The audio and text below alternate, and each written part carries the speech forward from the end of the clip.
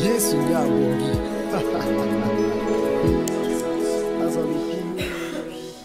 Ce matin, Dieu m'invite à ce que nous puissions voir ensemble ce que j'ai, par sa grâce, pu appeler l'ultime épreuve. Est-ce qu'il y a des gens qui ont été éprouvés, ne serait-ce qu'une fois dans leur vie ici? Amen. Amen.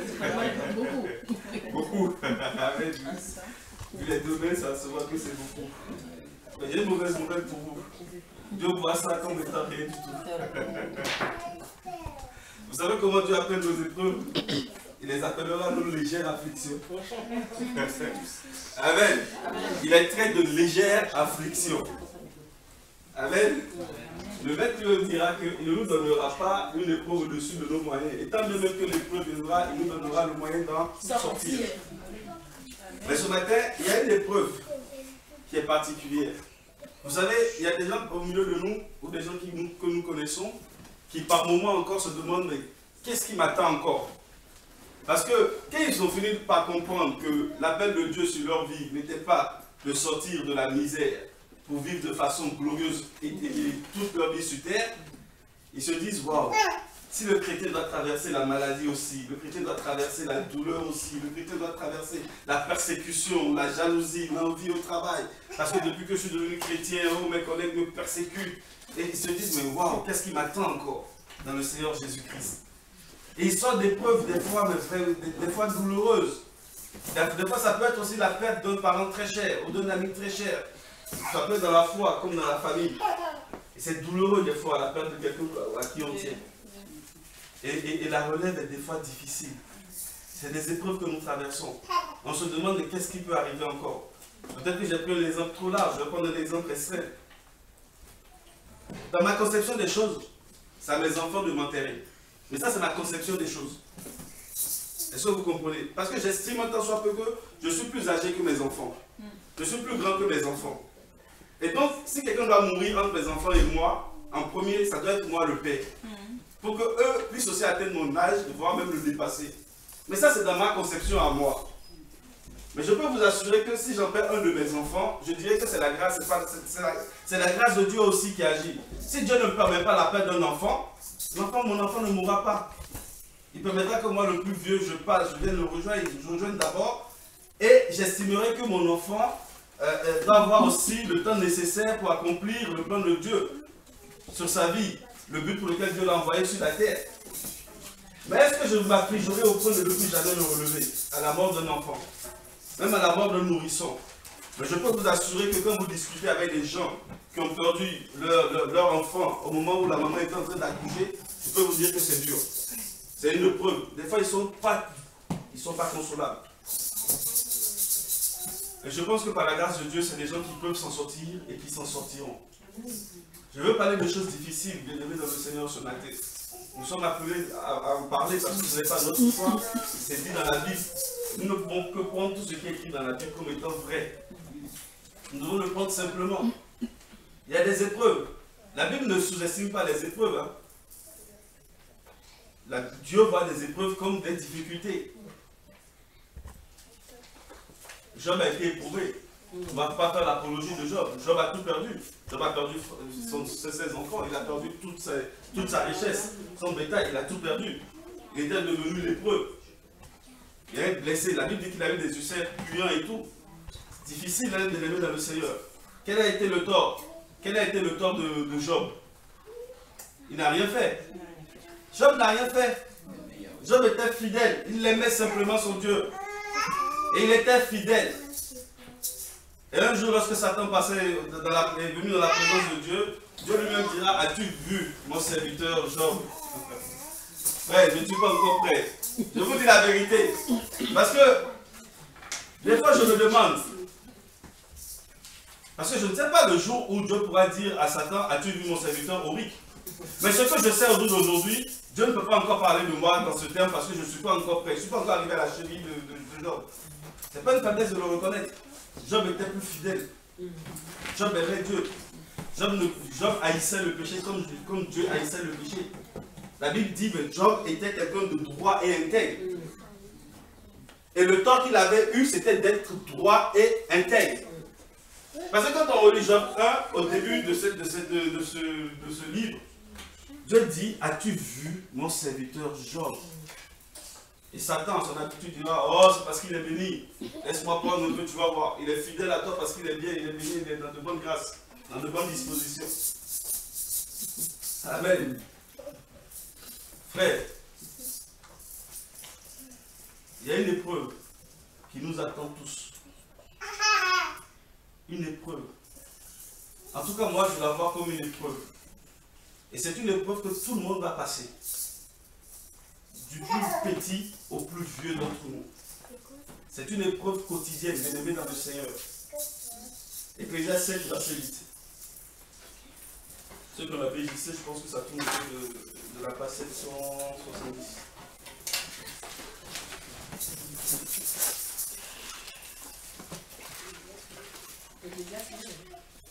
Ecclésiaste 7, verset 8. J'ai un petit cheveu sur la main aussi.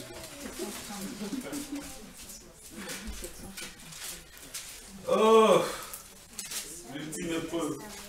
Quel verset? Verset 8, Ecclésiaste 7. Souvent, beaucoup ont entendu cela, mais les gens pensent que c'est un proverbe du monde. Mais c'est tiré de la Bible. Mieux vaut la fin que le commencement. Voici d'où c'est tiré. Mieux vaut la fin d'une chose que son commencement. La première partie qui m'intéresse, la deuxième partie dit mieux vaut l'homme qui est d'un esprit patient que l'homme qui est d'un esprit hautain. Frère, beaucoup ont commencé. Beaucoup ont commencé avec le Seigneur de façon excellente, de façon extraordinaire. La marche avec Dieu. Quand ils commencent au démarrage, si c'était une voiture, on pourrait dire qu'ils démarrent en trombe. Bien-aimés dans le Seigneur. Mais beaucoup ne finissent pas. Beaucoup n'atteignent pas leur destination. Ce que je veux dire en d'autres termes, c'est comme si un jour je décide de me réunir dans une de nos maisons, ou peut-être chez le père, ou chez la soeur, ou chez l'un des frères, ou l'une des sœurs, et que je prends ma voiture, je dis bon, je vais quitter ma maison pour aller au lieu de rencontre. Et que je n'arrive jamais, que je me détourne, ou que je m'arrête. J'ai bien commencé. J'ai pris ma voiture, j'ai commencé à marcher, j'ai commencé à suivre le chemin, j'ai commencé à suivre le chemin qui amène à ma destination. Sauf que je ne suis jamais arrivé. Ce matin, je suis en retard, mais je suis arrivé quand même malgré mon retard. Mais ce pourrait que je ne vienne plus jamais, que je disparaisse. Mais devez dans le Seigneur, c'est de ça qu'il s'agit. Beaucoup ont rencontré le Christ, beaucoup ont donné leur vie à Christ, beaucoup savent que le chemin est étroit, mais qu'il y a une destinée, le royaume céleste, la nouvelle Jérusalem qui sera établie sur la terre. Tout le monde sait que c'est là la destination finale. Tout le monde sait que Christ a dit qu'il est monté au ciel pour préparer une maison pour chacun de nous. Ce n'est pas qu'on va dormir dans des lits superposés dans les chambres, mais chacun aura sa maison. Est-ce que vous comprenez? Ce n'est même pas dit que chacun aura une chambre, un lieu où il va dormir pour pouvoir se reposer. Mais chacun de nous aura une maison. Ne me demandez pas combien de pièces il y a dans cette maison parce que ça m'importe peu. Alléluia. Mais je sais que chacun aura une demeure auprès du Père. Et c'est la destinée finale de l'aimer dans le Seigneur. C'est là où Dieu veut nous emmener. Mais sur ce chemin, entre le jour de notre conversion jusqu'au jour où nous arrivons à ce lieu que Dieu a prévu pour nous, cette marche en elle-même est une épreuve. Et c'est l'ultime épreuve. D'aucuns pourraient l'appeler terminer la course, comme Paul l'a dit.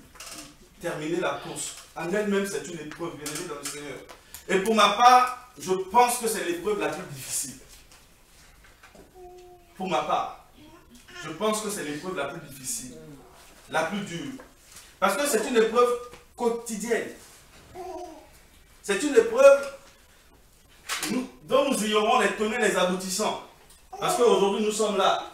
Mais je vous mets au défi de savoir où vous serez demain. Mais ce n'est pas espérance que vous pourriez dire je demeurerai dans la présence de Dieu. Alléluia. Mais beaucoup de personnes perdent ce chemin. Frère, beaucoup n'y arrivent pas. Vous savez, tous ceux qui ont été enlevés d'Égypte, pour la terre sainte n'ont pas pu entrer dans la terre sainte. Beaucoup se sont arrêtés en chemin. Beaucoup se sont détournés de la loi de Dieu. Et c'est de ça que je veux vous parler ce matin, bien-aimés dans le Seigneur. Est-ce que nous sommes sûrs de pouvoir terminer notre course? Est-ce que nous sommes assez endurants pour finir cette course? La course demande beaucoup de souffle. La course demande beaucoup d'entraînement physique, beaucoup de discipline, beaucoup d'exigence. Les meilleurs sprinteurs, les Usain Bolt et tout ça pourront vous dire comment ils disciplinent leur corps, ce qu'ils mangent. Pour les frères dans l'assemblée qui ont connu les salles de musculature, peuvent vous dire que pour avoir des tablettes de chocolat ou pour avoir moins de graisse, comment est-ce qu'ils payent aussi le prix? Amen. Comment est-ce qu'ils mangent moins de frites? Comment ils s'intéressent plus au steak? Comment ils s'intéressent plus aux protéines, aux poissons? Mais les dans le Seigneur, il y a des gens même à qui ça a été même difficile dans le couple. Parce que quand maman prépare le riz, prépare la semoule, tu viens, non, c'est pauvre, moi je veux manger que la viande, que le poisson, que les protéines. Les mamans qui ont commencé à acheter des comment vous appelez ça, les protéines en poudre. C'est un autre budget. Mais c'est une discipline. Oui, c'est une discipline. Le sportif se discipline son corps. Vous prenez n'importe quel joueur de football, il a une hygiène de vie. Alléluia. Mais tu es dans une course aussi qui appelle à avoir une hygiène de vie, d'élever dans le Seigneur. Le jeûne, c'est une hygiène de vie. La prière, la méditation de la parole, c'est se discipliner. Frère, ce n'est pas le cœur de mon message. Le cœur de mon message, c'est que nous puissions nous souvenir que nous sommes appelés à finir cette course que nous avons entamée. La course ultime. Cette marche quotidienne. Pour commencer, nous allons voir comment certaines personnes ont pu commencer et ont pu échouer sur leur route. Je vais peut-être essayer d'être bref ou peut-être m'arrêter à un moment et puis on continuera un autre jour. Quand on aura le temps, par exemple, les moments de jeûne et prière ou veille de prière, on rentrera peut-être en détail. Ou sinon, que la volonté de Dieu soit faite qui nous conduise comme son esprit voudra. Mais si je constate que je suis long et que ça commence à dormir, je vais m'arrêter. Alléluia. Alléluia. Parce qu'il y a des gens qui ont le don. Quand mon frère Jean-Georges commence sa parole, vous êtes obligé de le suivre. Parce qu'il lit même de tout son cœur. Le feu, tout y est. Élevé dans le Seigneur. C'est vrai ce que je dis. Hein? Je ne lui jette pas des fleurs. Mais il y a des gens, bien que les tonalités de leur voix vous font dormir comme moi. Hein? Pas parce que le message est très important.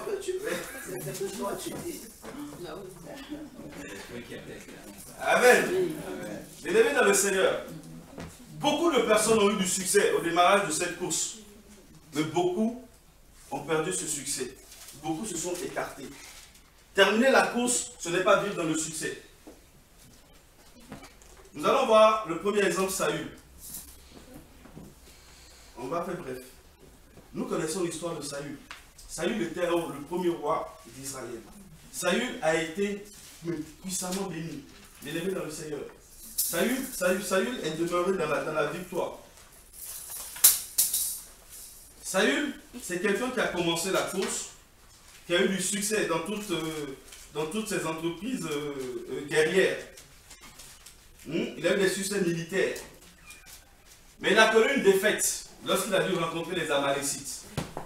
La Bible nous dit que lorsqu'il a rencontré les Amalécites, il a connu la première défaite de sa vie. Pendant 1 Samuel 15, verset 17. C'est cette partie qui résume 1 Samuel 15, verset 17, la page 284. Pour ceux qui ont la BJC. 1 Samuel 15, la partie, on va lire le verset 17, le 23 et le 24. On ne va pas lire toute l'histoire, après vous pouvez le lire en détail, dans le Seigneur. Samuel dit, n'est-il pas vrai que quand tu étais petit, à tes yeux, tu as été fait chef des tribus d'Israël et Yahweh t'a oint pour roi sur Israël. Amen. Vous voyez, là déjà, Dieu a envoyé Samuel pour lui dire sa chute, pour lui dire que Dieu qui l'a choisi, en fait, l'a rejeté. Et donc, Yahweh commence à lui rappeler le succès dans lequel il a baigné. Au verset 17. Jusqu'au verset 23, il lui dira, verset 23. Car la rébellion est un péché autant que la divination et la résistance ne l'est pas moins que l'idolâtrie et les théraphines. Puisque tu as rejeté la parole de Yahweh, il te rejette aussi afin que tu ne sois plus roi.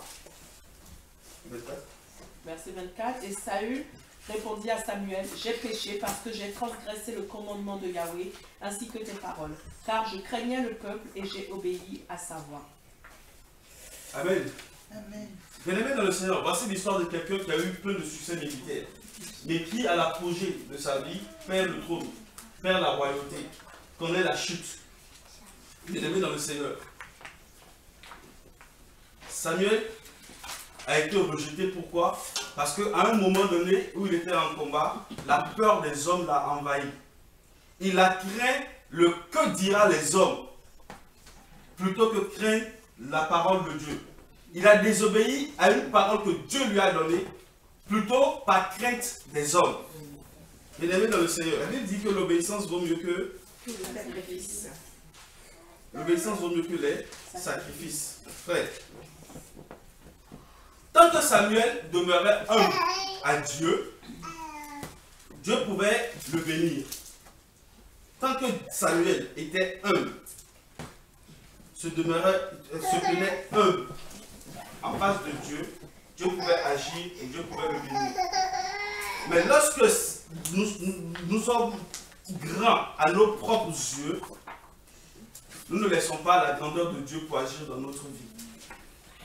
Est-ce que vous comprenez? Vous me suivez, bien-aimés dans le Seigneur? Aussi longtemps que nous demeurons humbles, comme des petits-enfants, puisque lui-même le maître dira, laissez venir à moi les petits-enfants.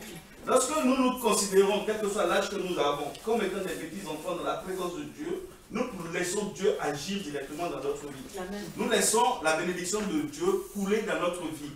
Mais lorsque nous nous estimons grands à nos propres yeux, nous empêchons la grandeur de Dieu de s'exprimer au travers de nous. Et c'est ce qu'a connu Samuel. Et Saül. Amen. Samuel, c'est le prophète qui a apporté la parole de Dieu. On peut citer plusieurs exemples. On peut voir aussi David. David était un grand homme. Un réformateur de son époque.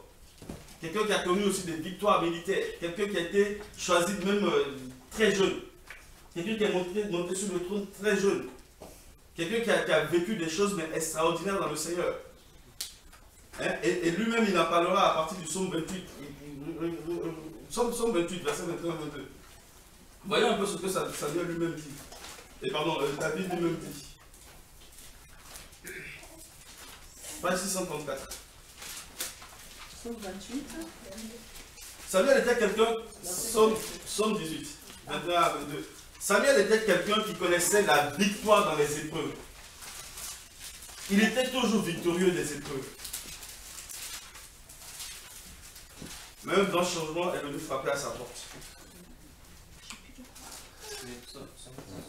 Psaume 18, verset 21 à 22. Pourquoi David avait du succès? La réponse est dans ce passage. Parce que c'était quelqu'un qui observait les voies de Dieu. Quelqu'un qui obéissait au commandement de Dieu.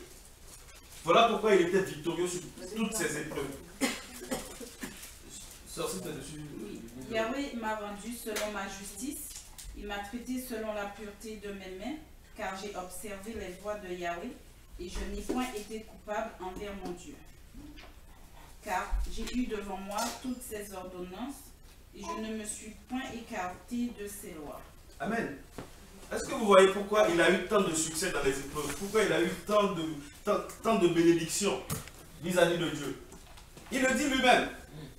Si j'ai été victorieux des persécutions que Saül a engendrées vis-à-vis de moi, c'est parce que je n'ai pas été coupable envers mon Dieu.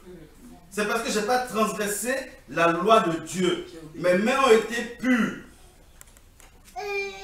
J'ai observé toutes ces ordonnances. Je ne me suis pas écarté de ces lois. La parole de Dieu était la parole de Dieu. Elle était oui. Quelqu'un a entonné étranger sur la terre. Enseigne-moi tes commandements sur la terre.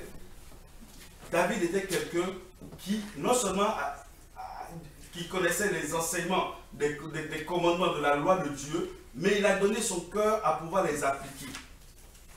Mais au psaume 51, il dira, on verra la chute de David. Lorsque Nathan le prophète vint à lui, après que David fut allé vers Beth-Sheba. Amen.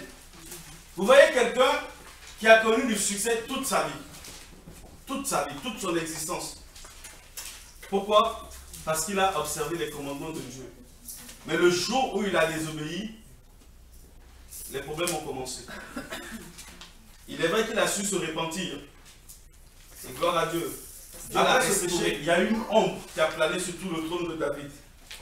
La difficulté dans la gestion de la royauté par rapport à tous ses enfants. 10, 2 Samuel 312. Eh bien, enfin moi je lis la version parole de vie. Eh bien, à partir de maintenant, il y aura toujours des morts violentes dans ta famille. En effet, tu t'es moqué de moi en prenant pour femme la femme d'Uri, le Hittite. Amen. Amen. Vous voyez la sentence? Il y a une ombre qui a plané. La mort violente qui devait s'emparer de toute sa famille. Et ses enfants, il y a eu des choses extraordinaires. Un de ses fils qui a été vers une de ses filles, un de ses fils qui s'est retourné contre lui. Il y a eu plein de morts. Aussi, plein de morts. Ces fils qui ont été montés sur le trône ont connu aussi plein de difficultés. Pourquoi? À cause de ce péché que lui-même a commis au départ. Dieu a prononcé un verdict sur lui. Samuel est rentré en jeûne. Il s'est repenti. Dieu a vu la sincérité de son cœur. Pardon, David s'est repenti. Dieu a vu la sincérité de son cœur. Dieu l'a restauré. Amen. Mais la conséquence de son péché est restée. Il est aimé dans le Seigneur. Et nous, en tant que chrétiens, nous devons comprendre que le pardon de Dieu n'annule pas forcément les conséquences de notre péché sur notre vie. J'ai peut-être été meurtrier, j'ai peut-être détourné de l'argent dans mon entreprise. L'Esprit de Dieu m'a peut-être saisi, je m'en suis repenti, j'ai peut-être même remboursé l'argent que j'ai volé. Mais cela n'empêchera pas qu'on puisse m'enfermer en prison. Si je me retrouve en prison après m'être repenti, ça ne veut pas dire que Dieu ne m'a pas pardonné. Dieu m'a pardonné, mais les conséquences de mon péché qui était le vol, c'était d'aller en prison. Dieu, dans sa grâce, peut empêcher une condamnation quand un jugement n'est pas lieu, comme aussi un jugement peut avoir lieu et je me retrouve en prison. J'ai tué quelqu'un. La conséquence, c'est que j'aille en prison. Est-ce que vous voyez? Des fois, il n'y a pas de conséquence par rapport à un péché lorsque nous demandons pardon, mais des fois, il y a des conséquences. La conséquence, elle est là. Mais nous n'allons pas mettre en doute le pardon que nous avons reçu de Dieu parce que nous subissons les conséquences de notre péché. C'est deux choses différentes. Mes amis dans le Seigneur, c'est deux choses différentes. Salomon a connu les mêmes choses. Salomon était quelqu'un lorsqu'il est monté sur le trône. On voit 11, verset 4 à 6. Lorsqu'il est monté sur le trône, il a demandé la sagesse de Dieu. En dehors de la sagesse, Dieu lui a donné la richesse. Dieu l'a élevé comme pas possible. Mais la Bible nous apprend dans 1 roi 11, à partir du verset 4 à 6, que Samuel, dans sa vieillesse, s'est détourné de Dieu. Son cœur s'est retourné vers l'idolâtrie. Et qu'est-ce que j'ai avec ça? Salomon. Salomon. Amen. On a compris. Je mélange tous les noms ce matin. On va aller se coucher de bonne heure. On va 11, verset 4 à 6.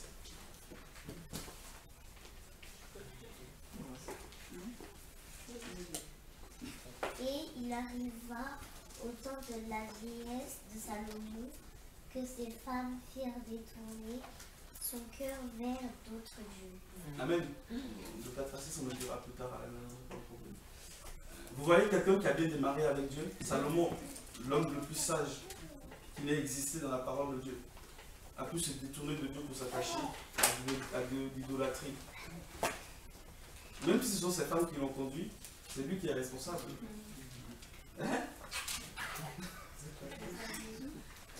Frère, responsable, c'est celui qui a fait. Ce n'est pas le conseiller. Lorsque Ève a poussé Adam à pécher, Dieu n'a pas dit que le responsable c'était Ève. Le responsable c'était Adam. Hein? C'est celui qui se détourne de la loi de Dieu qu'il a entendu, donc il est censé mettre en application, qui est responsable du péché qu'il commet lorsqu'il s'en détourne. Ce n'est pas celui qui le suscite ou qui le pousse, qui le conseille. Même s'il a sa part devant Dieu, le responsable, c'est celui qui désobéit à la parole de Dieu. Bien-aimé dans le Seigneur. On pourra citer plein d'autres exemples. On pourra citer l'exemple de Josias aussi qui a très bien commencé. Et Ézéchias aussi. Hein, après l'idolâtrie que Salomon a introduit dans le royaume. Après que le royaume soit divisé. On a connu le roi Ézéchias aussi. Ézéchias qui a été vraiment un grand réformateur. Qui a brisé tous les cultes de Baal, toutes ces divinités qui étaient présentes en Israël. Qui a restauré le culte de Yahweh, notre Dieu.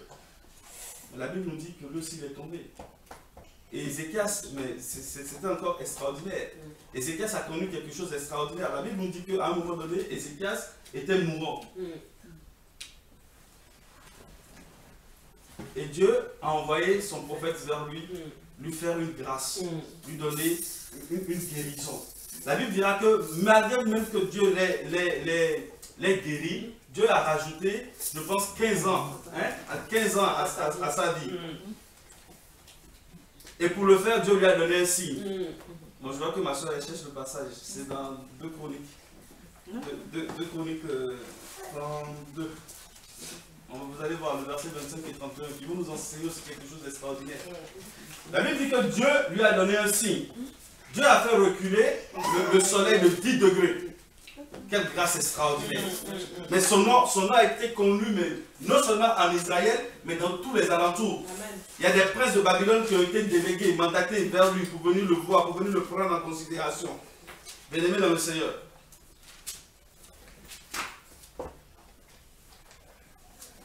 Des fois, ce n'est pas que la persécution qui peut te faire chuter, même la bénédiction peut te faire chuter. L'élévation peut te faire chuter. La renommée peut te faire chuter. Bien-aimés dans le Seigneur. Ézéchias qui a bien commencé, qui a renversé les idoles, qui a restauré le culte de Yahweh, qui connaît cette chute, qui a rétabli le culte de Yahweh. Hein? J'ai dit quoi? 2 Chroniques 32. Lisons le 25 et le 31. Si quelqu'un pouvait donner la page à nos... C'est le dernier livre hein, de l'Ancien Testament dans la Bible de la prophétie. Dans la BJC. La page 896. Le verset 25 et le verset 31 après. Mais Ézéchias ne rendit pas en raison du bienfait qu'il avait reçu, car son cœur s'éleva et il eut de la colère contre lui et contre Juda et Jérusalem. Amen. Est-ce que vous voyez, bien-aimé dans le Seigneur, dans le verset 21, vous voyez, il n'a pas été reconnaissant vis-à-vis du bienfait de Dieu. Bien-aimé dans le Seigneur, si Dieu nous accorde un signe ou un miracle, frère, si Dieu nous accorde un signe ou un miracle spécial, ce n'est pas nous qui sommes spéciaux. Est-ce que vous comprenez? Le miracle que tu obtiens de façon extraordinaire ne fait pas de toi un être extraordinaire. Mais c'est celui qui t'a donné ce miracle extraordinaire qui est extraordinaire. Est-ce que vous comprenez, bien-aimé dans le Seigneur? Ézéchias n'a pas eu ce discernement. Et les hommes ont contribué à sa chute. Les hommes l'ont considéré comme étant quelqu'un de spécial. Quelqu'un à qui Dieu a fait une grâce extraordinaire. Quelqu'un pour qui Dieu, non seulement a guéri, a rajouté des coulées de vie, des coulées à sa vie, mais quelqu'un même à qui Dieu a fait reculer le soleil de façon visible. Mais quelqu'un les gens ont commencé à le voir comme étant quelqu'un de spécial. C'est vrai qu'il était spécial sans doute aux yeux de Dieu. Comme tu l'es, comme je le suis. Mais est-ce que nous qui sommes spéciaux aux yeux de Dieu, nous devons nous considérer comme étant spécial, ou c'est plutôt notre Dieu qui nous rend spécial à ses yeux que nous devons considérer comme étant quelqu'un de spécial? La Bible nous dit au verset 31. Verset 31, il dit: Mais cependant, lors de l'ambassade que les chefs de Babylone envoyèrent vers lui pour s'informer du miracle qui avait été opéré dans le pays, Dieu l'abandonna pour l'éprouver, afin qu'il connût tout ce qui était dans son cœur. Amen.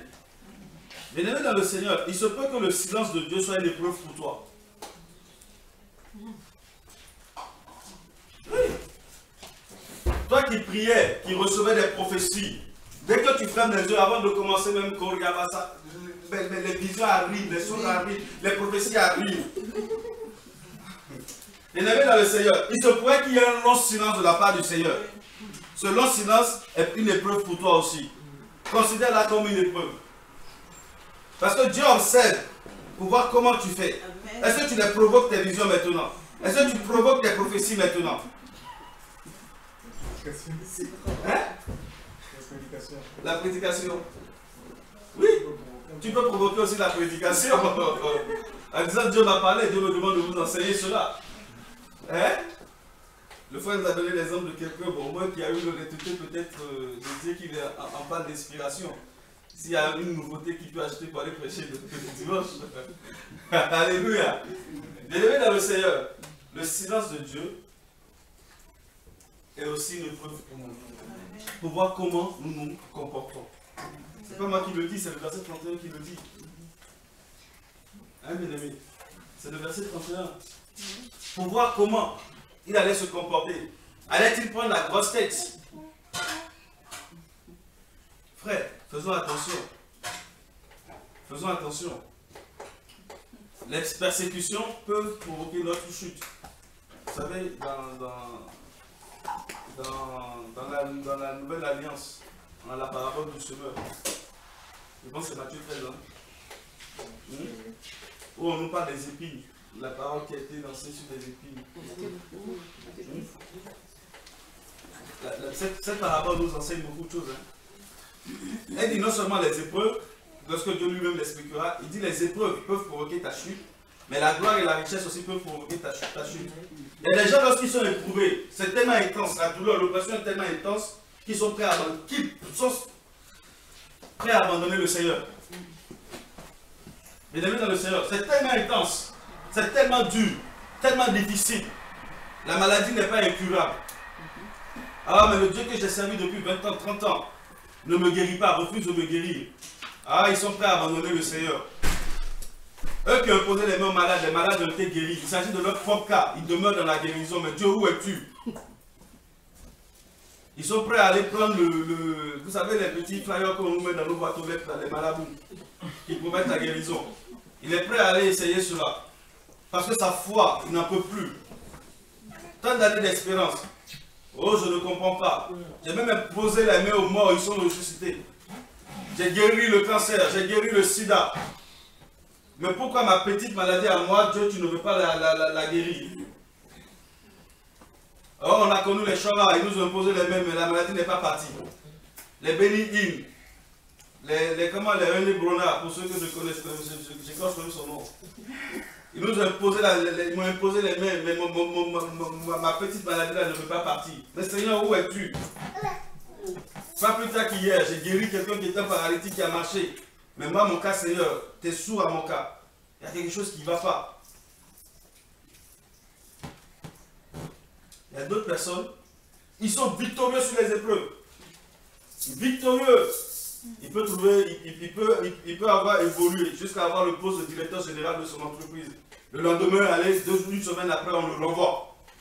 Alors, il rend gloire à Dieu. Donc, tout ce que Dieu fait est bon. Il loue le Seigneur, il bénit le Seigneur comme pas possible. Quelle que soit l'épreuve qu'il traverse, il est dans la joie. Il accepte son épreuve. Il est comme Job. Même peut-être un plus fort que Job. Il exhorte. Mais si quelqu'un se met à exhorter et que tu attends demain que mais lui il a subi telle épreuve le jour où il vous a exhorté, tu te dis mais waouh. Mais quel frère, quelle dimension de foi. Quelle endurance dans l'épreuve pour ce frère, pour cette soeur. Mais lorsque Dieu l'a élevé, il a une belle maison, 2 belles voitures, un bateau. Il a oublié Jésus. Il a oublié Jésus. Il a la possibilité de s'offrir ses camemberts, le rosé, le rouge, le blanc, comme il veut.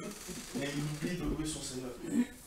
Mais quand il était dans la galère, quand il était dans les suffisances financières, si tu le vois prier, si tu le vois invoquer le feu d'en haut, si tu le vois faire descendre le Saint-Esprit sur les gens qui veulent recevoir le baptême du Saint-Esprit, mais si tu le vois comment il prie même frère, le zèle dans la galère. Mais quand la bénédiction est finie, il oublie de louer son Dieu. Il oublie Dieu. Il n'a même plus le temps de venir se réunir avec nous.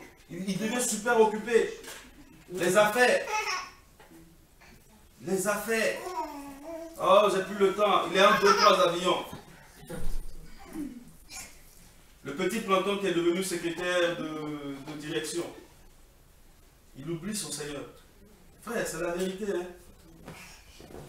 C'est la vérité. La gloire peut te faire chuter aussi. Il n'y a pas que l'épreuve. On a vu les exemples de ces hommes. Ceux qui ont chuté par orgueil, par rébellion, par gloire, par désobéissance. Et vous me direz, mais bon, tout ça c'est l'ancienne alliance. Qu'en est-il de la nouvelle alliance? Qu'en est-il de la nouvelle alliance? Je vais être sincère avec vous. Dans la nouvelle alliance, les exemples ne sont pas aussi criards que ça. Nous pouvons prendre l'exemple de Jésus, de Paul, de Jean, de Pierre. La sœur Chantal sera d'accord avec moi quand je prends l'exemple de Jésus. Jésus a connu une mort terrible aussi. Hein. Vous vous rendez compte? Il est mort nu, affamé, dans la faim, dans la soif. Sur une des femmes bois, dit la Bible. Et la Bible même ira jusqu'à dire dans le livre de Galates, maudit soit quiconque qui meurt sur les femmes bois. En expliquant qu'il a pris nos malédictions pour nous donner sa bénédiction, la bénédiction qui reposait en lui. N'est-ce pas? Il a connu une mort atroce. Dans la nouvelle alliance, on ne peut que voir que la mort atroce de ceux qui ont été fidèles vis-à-vis de Dieu. Comme ça peut être aussi diamétralement opposé. Bien-aimés, je ne sais pas si vous comprenez ce que je suis en train de dire. Hein. Jésus est mort pour nous. Hein. Mais la Bible est claire. Pourtant, ce Jésus, lui, n'a pas commis le péché. Ce n'est pas comme David qui a commis le péché.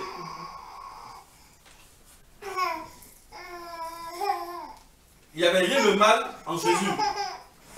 Mais il a connu une mort atroce. Je dis bien qu'il a connu une mort atroce.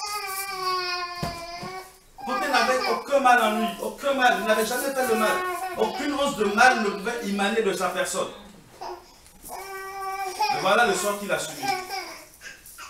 Lorsque nous prenons Pierre, dans les Écritures, on vient de nous dire clairement la façon dont Pierre est mort.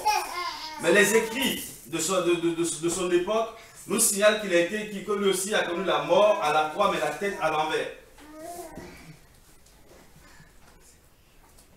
Paul a été décapité. Paul a été décapité. Jean, il est mort de vieillesse dans une île isolée, l'île de Patmos, où il a reçu, après avoir été empoisonné, où il a reçu le livre d'Apocalypse, la révélation enfin, c'est pas une révélation, deux choses que je mets en même temps, mais le livre d'Apocalypse. Mais pourquoi toutes ces personnes-là sont-elles aussi mortes que ça? Parce qu'eux ont choisi d'être fidèles au maître. Eux ont choisi d'obéir à la parole, se soumettre à la parole jusqu'à la fin. Ils n'ont pas voulu prendre ne serait-ce qu'un petit virage à 30 degrés, se détourner un tout petit peu jusqu'au bout. Mais ils ont connu ces morts-là. Mais alors, la question qui vous monte en esprit, c'est de savoir, devons-nous mourir ainsi? Est-ce le sort qui nous est réservé? Parce que dans l'ancienne alliance, ils se sont détournés, ils se sont arrêtés sur le chemin. Ils n'ont pas connu de mort atroce, de mort aussi honteuse, de mort aussi infâme. Mais pour ceux-là qui, dans la nouvelle alliance, ont fini la marche, voilà le sort qui leur a été réservé. Mais est-ce que ce sort devrait-il nous faire peur? Le plus important serait-il pas la marche? Le plus important ne serait-il pas de terminer cette course? Peu importe la mort qui nous attend. C'était des gens qui savaient ce qui les attendait.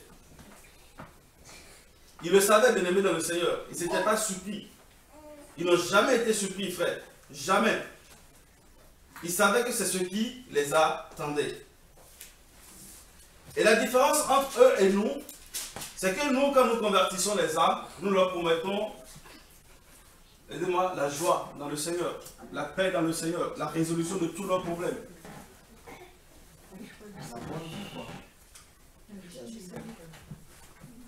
La bonne vie, la belle vie, une vie tranquille, paisible. On va même des fois jusqu'à dire les persécutions sont finies. Tu galères, tu pointes au chômage, on va te retirer le RSA. Mais viens à Jésus, Dieu va te restaurer, Dieu va te bénir. Frère, c'était la différence entre eux et nous. Acte 11.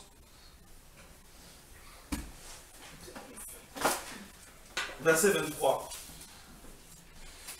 Ils avaient pour objectif de dire simplement la vérité aux gens, c'était qu'ils s'attachent au Seigneur. De tout leur cœur. Barnabas arrive et il voit que Dieu montre son amour de 1000 manières aux croyants. Il en est très heureux. Il les encourage tous à rester fidèles au Seigneur. C'est ça? Oui, c'est ça. À demeurer fidèles au Seigneur. Il les encourage tous à rester fidèles au Seigneur de tout leur cœur. Amen. Hébreux 11, verset 27. Par la foi, il quitta l'Égypte sans craindre la fureur du roi, car il demeura ferme, comme voyant celui qui est invisible. Amen. Il demeura ferme.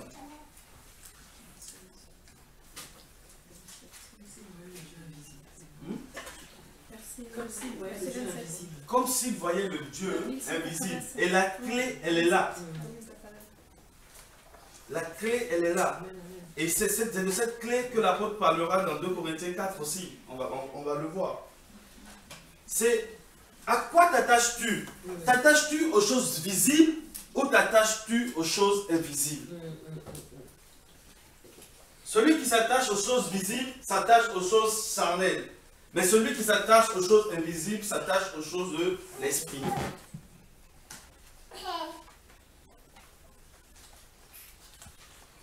Frère, il s'agit de la fermeté du cœur. Il s'agit de l'objectif de ton cœur. Ton cœur doit avoir pour objectif simplement de s'attacher au Seigneur, de demeurer fidèle à Dieu. Advienne ce que pourra, vaille que vaille. L'apôtre Paul nous dira, ils ont été chicotés, ils ont été frappés, ils ont été insultés pendant qu'ils prêchaient l'évangile. Mais ils sont restés attachés à Dieu. Ils ne se sont jamais détournés de leur objectif, bien-aimés dans le Seigneur.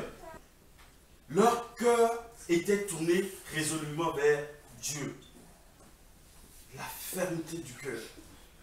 Et cette fermeté du cœur implique certaines choses, dont pouvoir attacher son regard aux choses invisibles. 2 Corinthiens 4, le verset 17 à 18.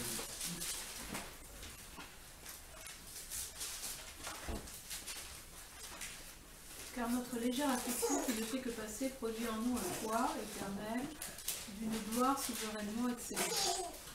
Puisque nous ne regardons pas aux choses visibles, mais aux invisibles, car les choses visibles ne sont que pour un temps, mais les choses invisibles sont éternelles. Amen. Est-ce que vous voyez?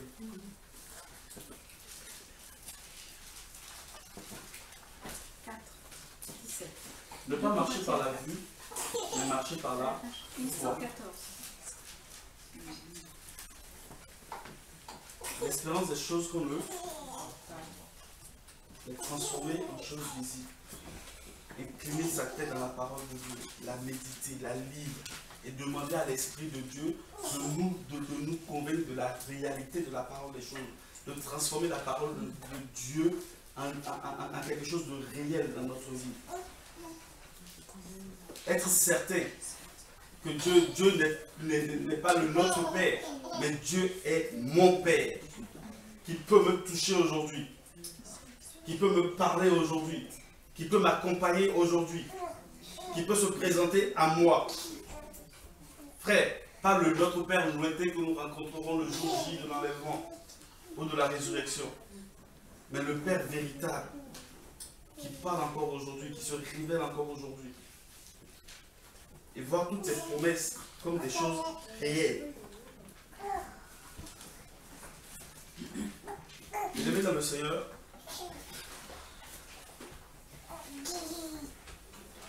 nous verrons dans 1 Corinthiens 7, l'apôtre Paul nous dire en réalité que pour arriver à garder l'objectif de Dieu, c'est-à-dire attacher son cœur à Dieu, cela dépend de la miséricorde du Seigneur.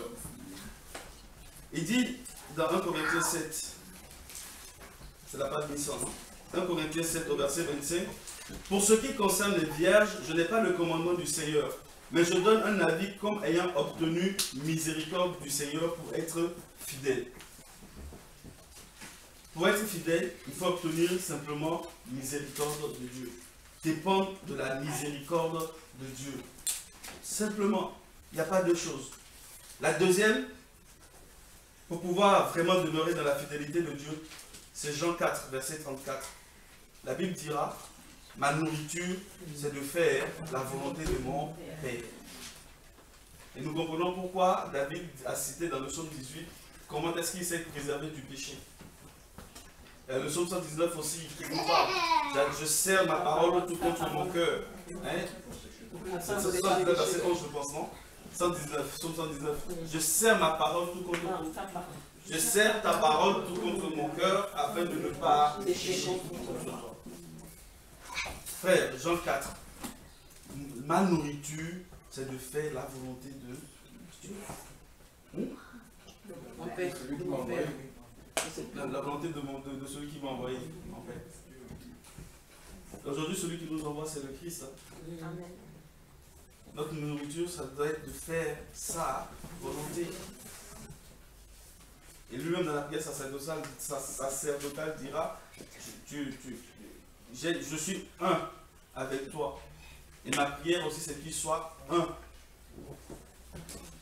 En moi, en nous. Comme je suis un en toi, qu'il soit un en moi. Il nous a montré le modèle, l'exemple. L'exemple, il était lié au Père, à la volonté du Père. Il a marché pour le Père. Nous, il nous donne les plans de suivre son exemple. Il avait quelqu'un au-dessus de lui. La Bible nous dira que Christ est le chef de l'Église, la tête de l'Église.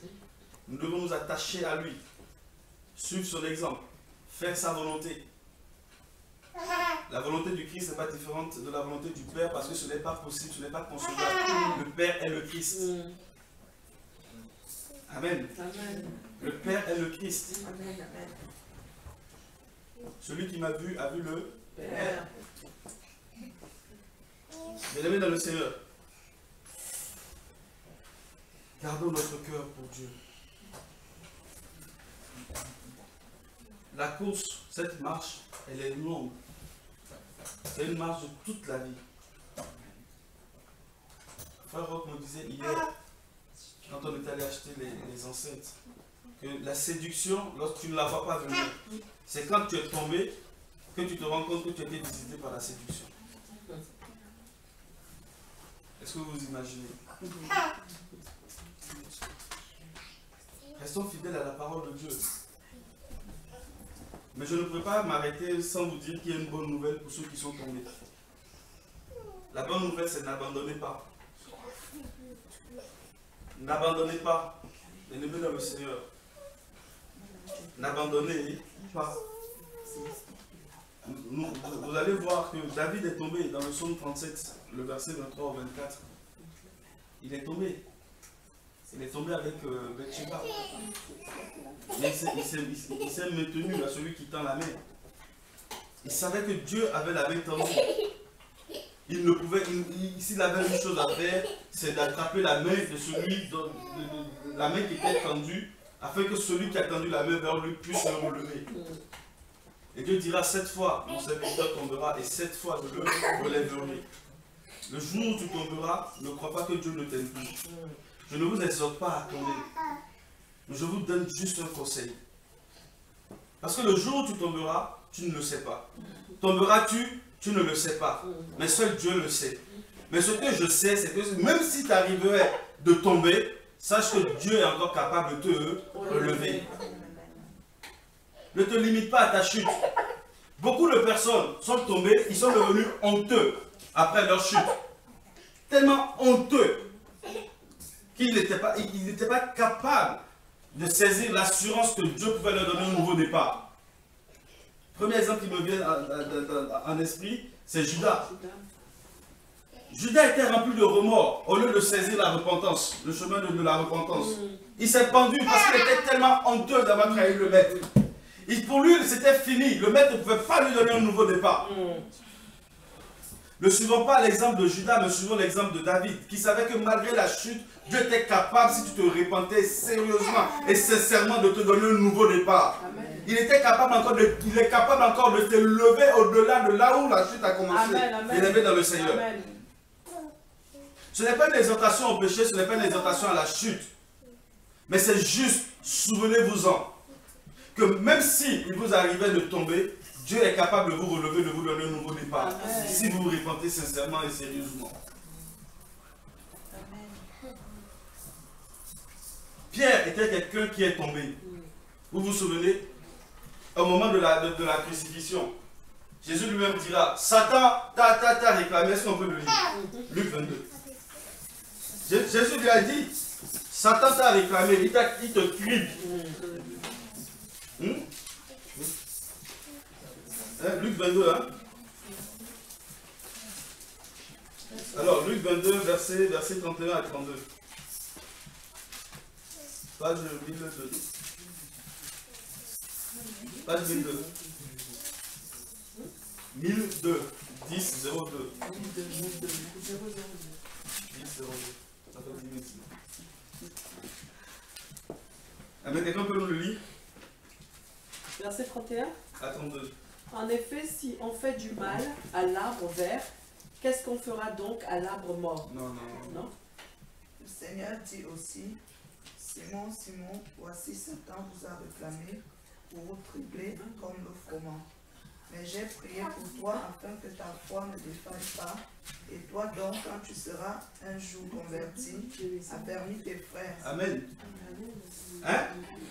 Satan a réclamé pour vous cribler comme le froment.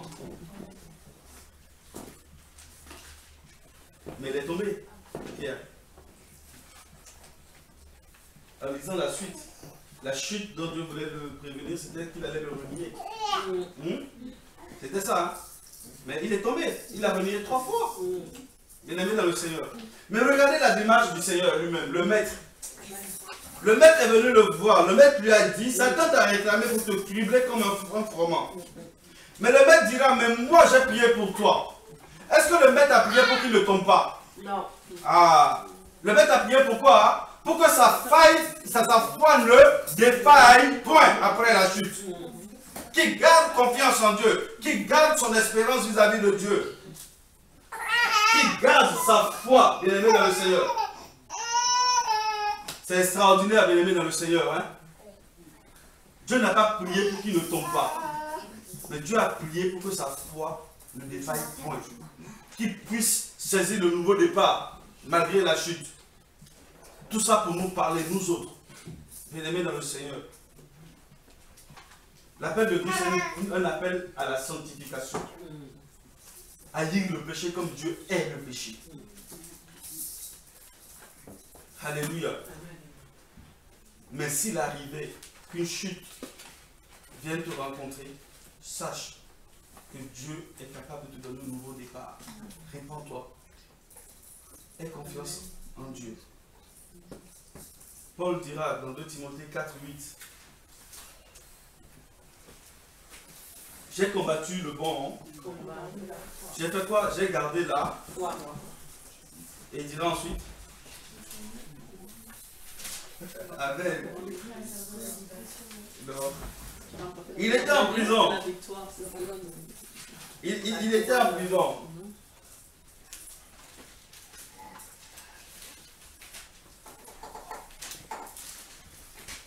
1181, 1181.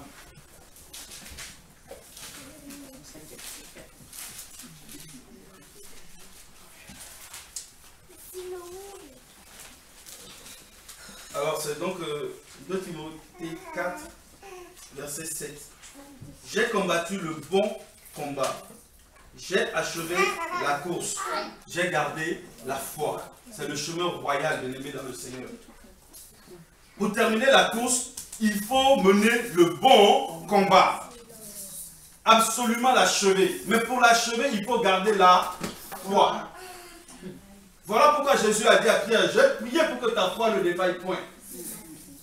Gardez la foi malgré tout ce que nous traversons. Malgré toute la persécution qui nous environne. Malgré toute l'oppression. Malgré tout ce que le diable peut être censé en train de nous dire. Parce que lorsque tu chutes, le diable vient tout de suite en premier dit tu es un raté. Tu as vu, tu as perdu ton temps. Il fallait rester dans mon royaume. Tu as fait tout ça pour rien.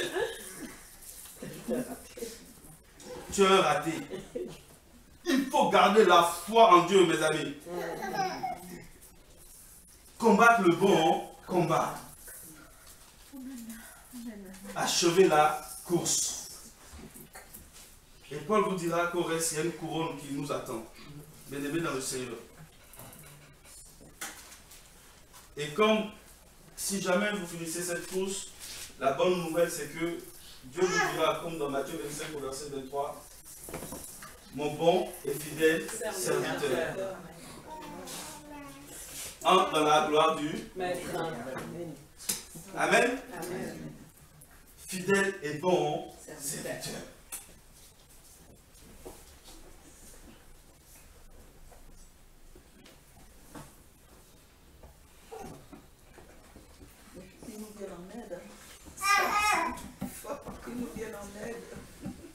C'est l'esprit est déjà là, il nous aide. Je ne vous laisserai pas hors. Je serai avec vous jusqu'à la fin du monde. Amen. Il est là. Il est là, bien-aimé dans le Seigneur. Mais il ne fera pas ce combat à notre place. Amen. Cette épreuve, il ne la subira pas à notre place. Alléluia. Il ne la subira pas à notre place. Il a déjà fait sa part. Hein? Il a tout accompli pour nous. Il n'a pas connu le péché, il était à la croix. Il a fait la sienne. Pour que toi tu puisses réussir dans la tienne. Amen. En gardant la foi en lui. Amen. Gardons la foi et menons le bon combat. Afin de terminer cette course qui est la nôtre. Il y a de l'espérance pour ceux qui croient en Christ. Amen. Soyons bénis, soyons dans la joie. Parce que c'est des légères afflictions. Nous l'avons lu, non? C'est des légères afflictions. Et il dira encore dans le livre de Corinthiens que tant bien même que l'épreuve sera là, il nous donnera le moyen d'en sortir. Tout est fait pour nous. Affrontons cela avec joie. Marchons, frères. Que ceux qui veulent courir, courent. Ce n'est pas le premier arrivé qui compte. Ce qui compte, c'est celui qui traverse la ligne d'arrivée. Il n'y a pas de premier et de dernier chez Dieu. Le plus important, c'est de franchir la ligne d'arrivée. Toute chose concourt au bien de ceux qui aiment Dieu. Et qui sont appelés selon son nom. Bien-aimés, soyons bénis ce matin. Amen. Ne perdez pas votre joie. Amen.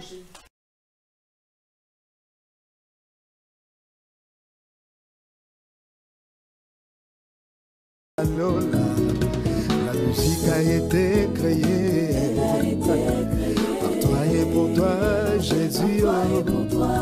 Si elle ne confesse pas ton nom, c'est qu'elle n'a vraiment pas de sens. Ma vie a été créée par toi et pour toi, Jésus. Si elle ne confesse pas ton nom, c'est qu'elle n'a vraiment pas de sens. Yesu yo yo. Ibolingwa motema na ngai, okota mabanzo na ngai, nalinga yo na motema na ngai, nayebi oza kozonga o, naza kozela bozongi na yo, Yesu e masiya na ngai. Le meilleur ami de mon cœur, Yesu.